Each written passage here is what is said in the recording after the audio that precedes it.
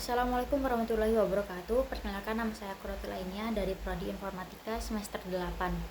Di video kali ini saya akan mereview buku yang berjudul Maukah Jadi Orang Tua Bahagia, karya dari Dr. Aisyah Dahlan. Jadi buku ini itu berisi panduan bagaimana cara jadi orang tua yang bijaksana menurut Islam, mulai dari cara mendidik anak, cara komunikasi yang baik, sampai kekuatan doa seorang ibu. Nah, di video ini saya akan mereview 3 bab dari buku ini.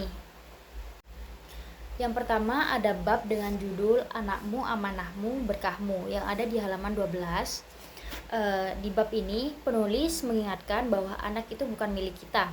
Anak adalah amanah dari Allah dan juga bisa jadi berkah sekaligus ujian buat kita. Penulis menguatkan dengan beberapa dalil. Yang pertama di Quran surah At-Tahrim ayat 6, yaitu Allah menyuruh kita untuk menjaga diri dan keluarga dari api neraka. Yang kedua itu ada di Quran surah Asy-Syura ayat 49 sampai 50, yang isinya tuh Allah yang menentukan kita dikasih anak laki-laki, perempuan, ataupun tidak dikasih sama sekali.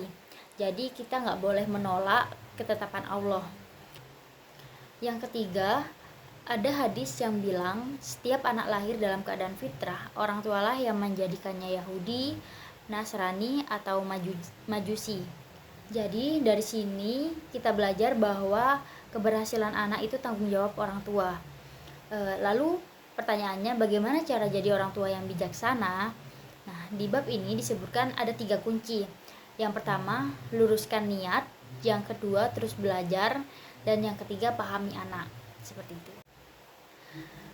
Di bab kedua, saya akan membahas tentang komunikasi yang nyaman yang berada di halaman 59. Nah, di bab ini penulis membahas tentang kesalahan-kesalahan komunikasi yang sering dilakukan ke anak dan ke pasangan tanpa sadar. Penulis belajar dari Bunda Eli Risman, seorang psikolog. Ada 7 gaya komunikasi yang ternyata bikin gak nyaman. Nah, untuk yang pertama itu ada kata memerintah kasar, kedua itu menyalahkan, ketiga itu meremehkan, keempat membandingkan, kelima itu melabeli, keenam itu mengancam, dan ketujuh itu menyudutkan pakai kata makanya. Seperti itu. Nah, yang ketiga ada bab dengan judul Kekuatan Doa Seorang Ibu yang berada di halaman 95.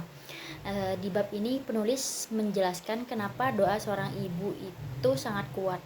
Beliau pakai analogi sinyal. Katanya sinyal anak sama dengan sinyal ibu. Kenapa? Yang pertama ada sinyal ilmiah. Ada penelitian tentang mitokondria. Mitokondria itu pembangkit energi sel, dan mitokondria kita 100% berasal dari ibu. Nah, makanya komposisi tubuh kita 75% dari ibu dan 25% dari ayah. Yang kedua, secara ilmiah, ada hadis ketika ditanya siapa yang paling berhak dihormati, Nabi menjawab ibumu, ibumu, ibumu 3 kali. Baru yang keempat itu ayahmu. Sama seperti 3:1, kayak 75% dibanding 25%. Efeknya apa? Kalau ibu semangat, anak akan 3 kali lebih semangat. Kalau ibu tenang, anak akan 3 kali lebih tenang. Dan kalau ibu sedih, maka anak akan 3 kali lebih sedih. Penulis juga buat pesan khusus buat anak laki-laki. Ingat, sinyalmu dari ibumu, jadi jaga hati ibumu. Dan buat yang punya mertua, buatlah mertua gembira, karena itu akan bikin suami 3 kali lebih gembira. Dan buat anak perempuan, didik baik karena pahalanya akan terus mengalir sampai ke cucu dan cicitnya. Jadi kesimpulan dari 3 bab ini yaitu anak adalah amanah yang harus kita jaga fitrahnya. Kita jaga dengan cara komunikasi yang nyaman, bukan dengan kata-kata yang menyakiti. Dan kita kuatkan dengan doa seorang ibu, karena doa seorang ibu punya kekuatan 3 kali lipat. Semoga review singkat ini bisa bermanfaat dan bisa jadi pengingat untuk kita semua agar jadi orang tua yang lebih baik.